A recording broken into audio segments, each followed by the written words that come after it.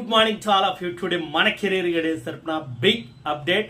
ప్రతి మహిళకి central government సంబంధించిన ఎల్ఐసిలో మన ప్రధానమంత్రి మోడీ గారు దిస్ మంత్ 9th ఇంట్రడ్యూస్ చేశారు. దాని పేరే LIC Bima Sakhi Yojana scheme. So minimum age వచ్చేసరికి 18 years నుంచి 17 years మ్యాక్సిమం ఉండాలి.